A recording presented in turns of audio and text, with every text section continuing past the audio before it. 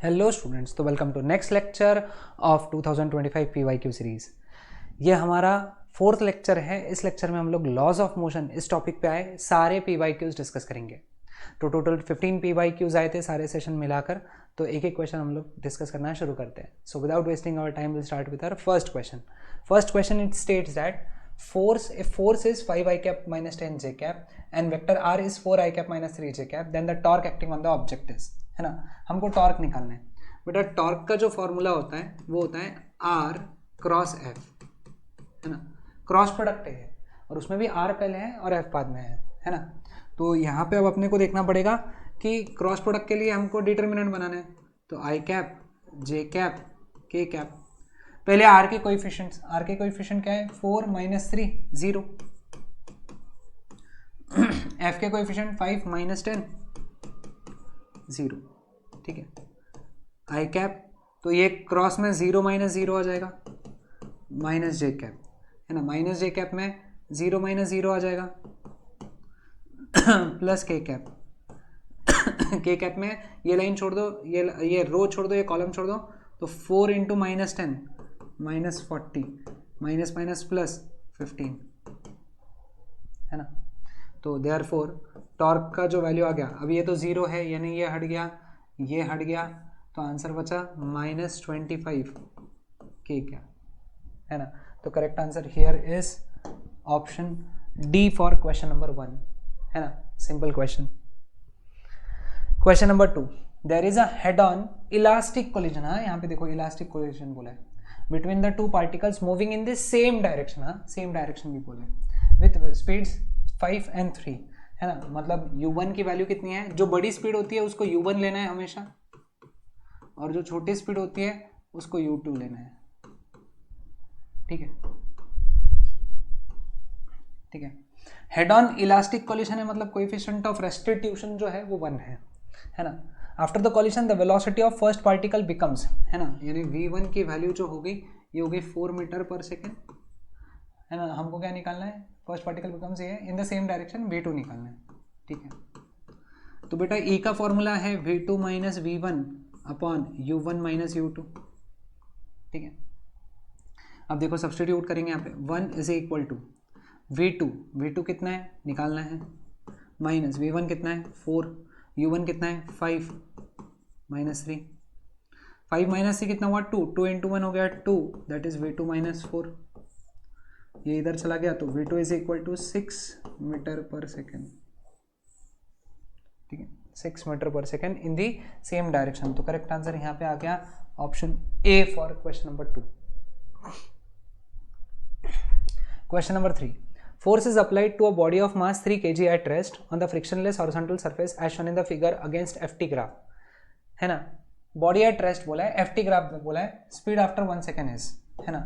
देखो रेस्ट बोला है तो इनिशियल मोमेंटम कितना है 0। अब तुमको पता है area under ft graph that is equal to change in momentum, है ना। चेंज इन मोमेंटम होता है। अब बेटा यहाँ पे देखो तुम, है ना, इसका एरिया, अब इसका एरिया अपन 2 पार्ट में डिवाइड कर सकते हैं। ये पहला एरिया हो गया, ये दूसरा एरिया हो गया, है ना। पहला एरिया जो है A1 वो कितना है 0.5 × 8 विच इज 4। दूसरा एरिया कितना रहेगा 0.5 × 4। तो टोटल एरिया कितना हो गया यहाँ पे फिर 4 + 2, that is final momentum minus initial momentum कितना है 0। तो फाइनल मोमेंटम कितना हो गया 6 kg/सेकेंड। बेटा फाइनल मोमेंटम जो है वो होता है मास, यानी कितना 3 × वेलोसिटी, फाइनल वेलोसिटी जो निकालना है, तो वेलोसिटी हो गया 2 मीटर/सेकेंड। तो करेक्ट आंसर यहाँ पे बैठ जाता है option D for question number 3। Question number 4, which one of the following person is in an inertial frame of reference? बेटा inertial frame of reference मतलब non accelerated मतलब जिसमें एक्सेलरेशन कितना है 0। स्लोइंग डाउन बोला है मतलब इसमें एक्सेलरेशन 0 नहीं है। पर्सन चाइल्ड रिवॉल्विंग इन अ मेरी go round revolving in circular motion में भी एक्सेलरेशन जीरो नहीं होते हैं. A person driver in a bus which is moving with constant velocity constant है तो acceleration zero. Correct answer is option C, है ना. जो एरोप्लेन क्या कर रहा है, टेक ऑफ, तो उसकी वेलोसिटी बढ़ रही है तो अगेन इसमें भी एक्सेलरेशन जीरो नहीं होता है. तो फोर्थ का आंसर है ऑप्शन सी. Question number 5.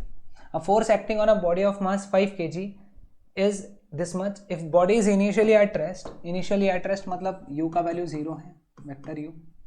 बोला वेलोसिटी निकालना है आफ्टर 10 सेकेंड्स.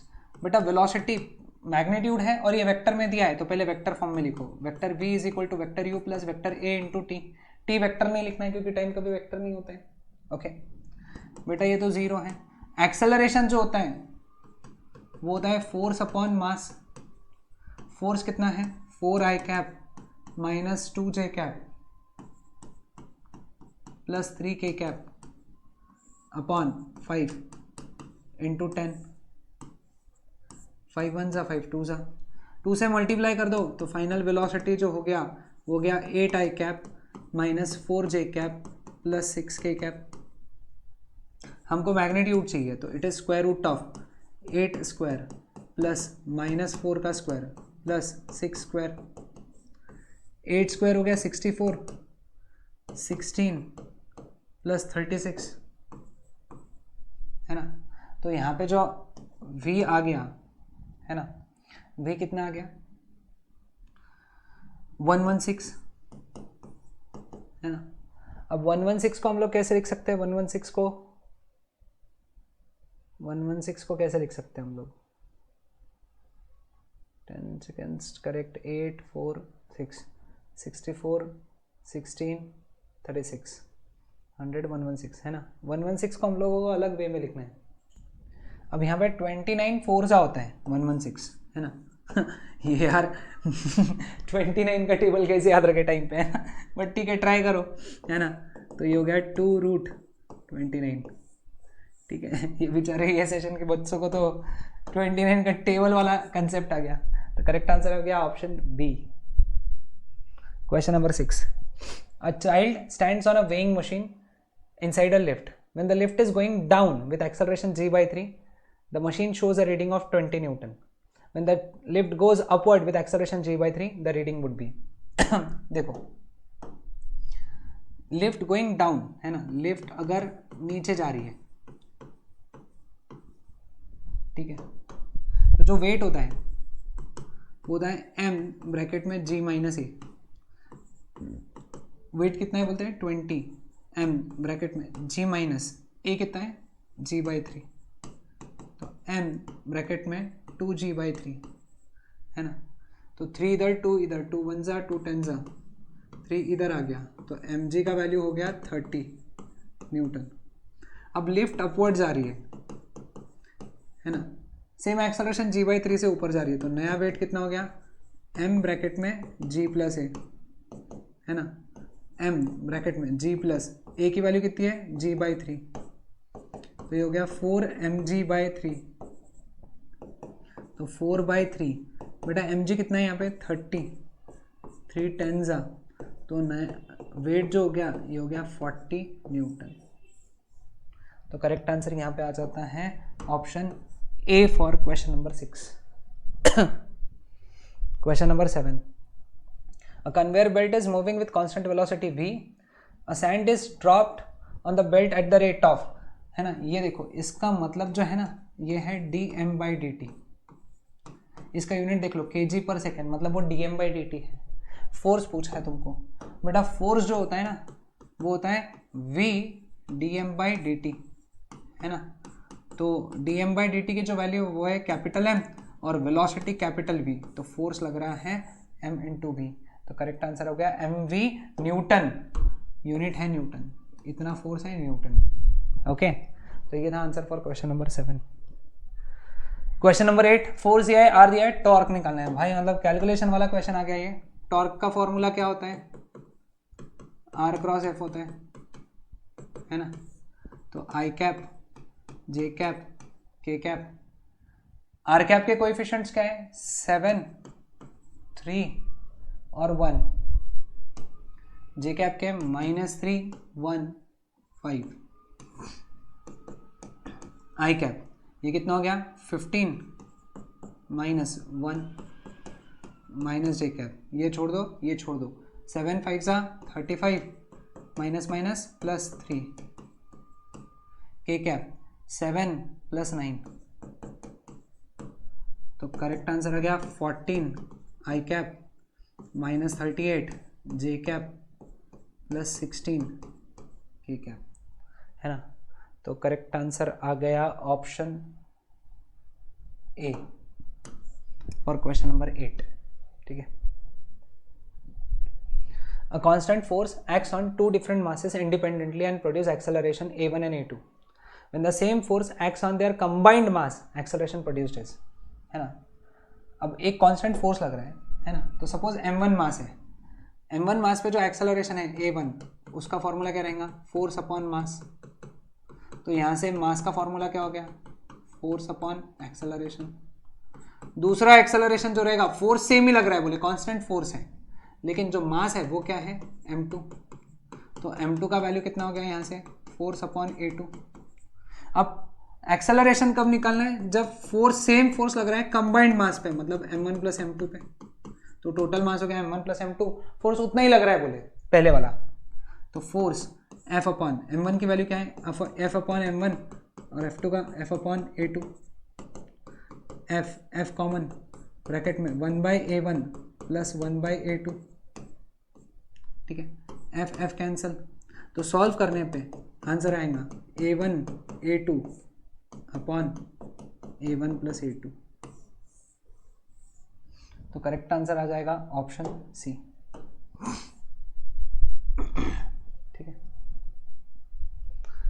हाँ, the figure shows two masses small m जो कि टेबल पे है and capital M connected by light string, capital M हवा में है, ठीक है, with a small hole A on the centre of the table, mass M is revolved, है ना, ये घूम रहा है ऐसा यहाँ पे, ठीक है, सपोज, है ना, the frequency with which M should be revolved so that capital M remain stationery. अब कैपिटल M स्टेशनरी है, तो इस पे जो फोर्स लग रहा है mg वो लग रहा है नीचे, तो यहाँ पे जो टेंशन है, यहाँ पे जो टेंशन है T, यहाँ पे टेंशन और यहाँ पे भी टेंशन रहेगा T, ठीक है। अब ये स्टेशनरी है, ये M जो है ये कैसा है, स्टेशनरी। बेटा अगर ये स्टेशनरी है तो सारे ऊपर के फोर्स इज इक्वल टू सारे नीचे के फोर्स, मतलब T इज इक्वल टू क्या है, mg।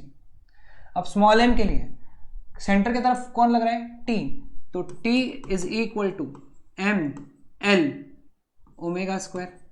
It provides necessary centripetal force. Centripetal force क्या होता है, mr ओमेगा स्क्वायर, r यानी क्या, रेडियस, यहाँ पे रेडियस कितना है, लेंथ, है ना।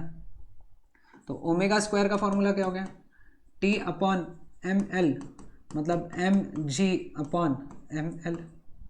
ओमेगा का फॉर्मूला हो गया square root of capital M g upon small m into L, लेकिन ये होता है 2 pi into frequency n।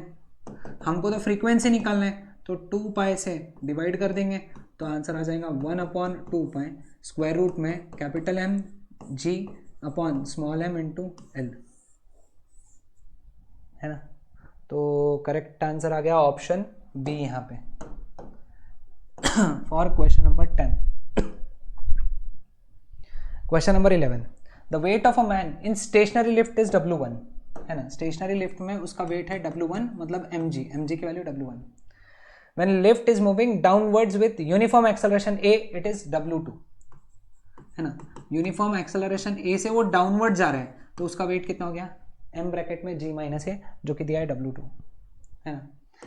W1/W2 की वैल्यू रेशियो दिया है उन्होंने 4/3, मतलब mg अपॉन, है ना, mg अपॉन m ब्रैकेट में g माइनस a इतना दिया हुआ है, क्रॉस मल्टीप्लाई कर दो तो 4g minus 4a is equal to 3g, तो 4g माइनस 3g कितना हो गया, g that is equal to 4a, तो a का वैल्यू हो गया g/4, तो करेक्ट आंसर हो गया option B for question number 11। Question number 12, a machine gun fires a bullet of mass 35 grams with the speed of 600 metre पर second. The person holding the gun can extract a maximum force of 147 Newton on it, can exert, sorry exert चाहिए था यहाँ पे, है ना, the number of bullets that can be fired from the gun पर second is, है ना। अब यहाँ पे एक शॉर्टकट है, फोर्स का फॉर्मूला है N M V, N is number of bullets fired per second, ये शॉर्टकट याद रख लो, है ना। तो अपने को एन का वैल्यू निकालना है, that is force upon mass into velocity. Force कितना है 147 अपॉन मास कितना 35 ग्राम्स है, इसलिए divide by 1000 multiplied by 600 velocity, 2 0 तो चले गए, है ना। 7 21 जा 7 5 जा, है ना, 3 2 जा 3 7 जा, तो ऊपर बचा 7, नीचे बचा 5 इंटू 2 10 बाई 10, कैंसिल हो गया 10 बाई 10, तो n का वैल्यू आ गया 7, तो करेक्ट आंसर हो गया यहाँ पे 7, option C for question number 12। ठीक है, question number 13, an object of mass small m moving with velocity u collides with another stationary object of mass capital M and stops just after collision, the coefficient of restitution is, ठीक है। अब यहाँ पे क्या बोला है, stops just after the collision, है ना। अब इनिशियल वेलोसिटी जो है वो कितनी है u, पहले वाली की, है ना, m1 की वैल्यू है m, स्टेशनरी ऑब्जेक्ट है, मतलब u2 का वैल्यू कितना है 0 और m2 का वैल्यू है कैपिटल M, ठीक है। It stops just after the collision, यानी v1 की वैल्यू कितनी हो गई 0, v2 की वैल्यू निकालना है, ठीक है। नहीं, अपने को कोएफिशिएंट ऑफ रेस्टिट्यूशन निकालना है, कोएफिशिएंट ऑफ रेस्टिट्यूशन निकालने के लिए v2 निकालना जरूरी है ना। तो v2 का जो फॉर्मूला है, या फिर v1 का फॉर्मूला हमारे पास में है, v1 का फॉर्मूला, v1 का शॉर्टकट तुमको पता होना चाहिए, v1 is m1 minus e m2 upon m1 plus m2 plus 1 plus e m2 upon m1 plus m2 into u2। Okay sorry, यहाँ पे अपने को u1 लिखना जरूरी है,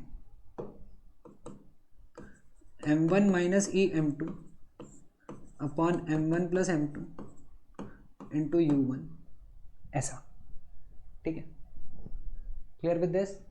हाँ, अब देखो यहाँ पे सभी वैल्यू सब्स्टिट्यूट करेंगे, यहाँ पे v1 की वैल्यू कितनी है 0, दैट इज इक्वल टू, है ना, कितना आ जाएगा m1 की value small m minus e capital M upon small m plus capital M into u1 की वैल्यू कितनी है u प्लस ये कितना हो गया 0, है ना।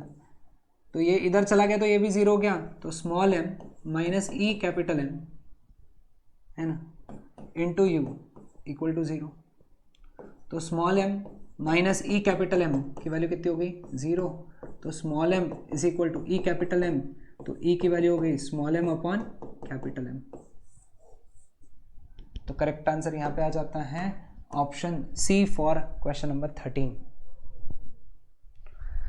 Question number 14, a sphere of mass m moving with velocity 3u, है ना, मतलब m1 का वैल्यू कितना है m, moving with velocity u1 का वैल्यू कितना है 3u, collides head on with another identical sphere, यानी m2 का मास है m, है ना, collides head on with another identical sphere at rest, मतलब u2 का वैल्यू कितना है 0, कोएफिशिएंट ऑफ रेस्टिट्यूशन कितना है e, है ना, e दिया है, velocity of second sphere to that of the first sphere after collision is, है ना, v2 अपॉन v1 निकालना है, ठीक है। अब देखो यहाँ पे अपने को शॉर्टकट पता होना चाहिए v1 का, अगेन शॉर्टकट याद रखना पड़ेगा, फॉर्मूला याद करके जाओगे तो इजीली सॉल्व होगा, नहीं तो फिर सीईटी में टाइम ही नहीं मिलना है। तो जो फॉर्मूला मैं लिखूंगा अगर नहीं याद है तो इसको याद कर लो, है ना, m1 minus e m2 upon m1 plus m2 into u1, 1 plus e m2 upon m1 plus m2 into u2, ठीक है। Therefore v1 is equal to m minus e m upon 2m into u1 कितना है 3u, और ये term पूरी उड़ गई क्योंकि वो तो 0 है, ठीक है।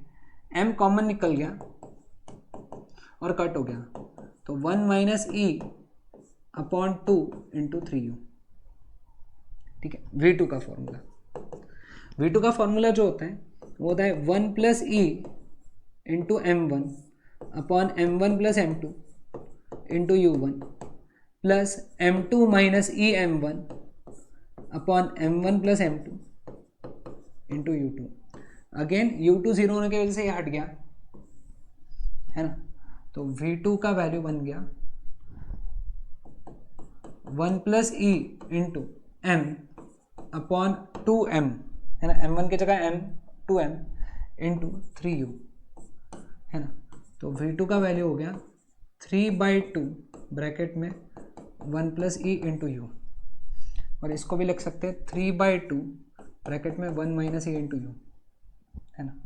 अब V2 upon V1 3/2 1 plus E bracket में u 3/2 1 माइनस ई ब्रैकेट में u, कैंसल कैंसल, तो 1 प्लस ई अपॉन 1 माइनस ई। ये अगर शॉर्टकट याद रहे तो इतने कम में हो रहा है, अगर तुमको शॉर्टकट याद नहीं रहे, मतलब ये फॉर्मूलेज याद नहीं रहे, तो फिर तो भाई बहुत मुश्किल हो जाएगा, बहुत स्टेप्स करने पड़ेंगे। तो इसका करेक्ट आंसर आ गया option B for question number 14। Last question, question number 15। 3 rods of same mass are placed as shown in the figure. The coordinates of center of mass of the system is, देखो 3 rod है, ये इसको पहला rod बोल देंगे अपन, इसको दूसरा बोल देंगे और इसको तीसरा बोल देंगे। ठीक है, इसका सेंटर ऑफ मास यहाँ पे, इसका सेंटर ऑफ मास यहाँ पे, इसका सेंटर ऑफ मास यहाँ पे। ठीक है, सबके कोऑर्डिनेट्स लिख लेता हूँ। ये है 0,a/2, ये है a,0 और ये है a,a/2। ठीक है, क्लियर।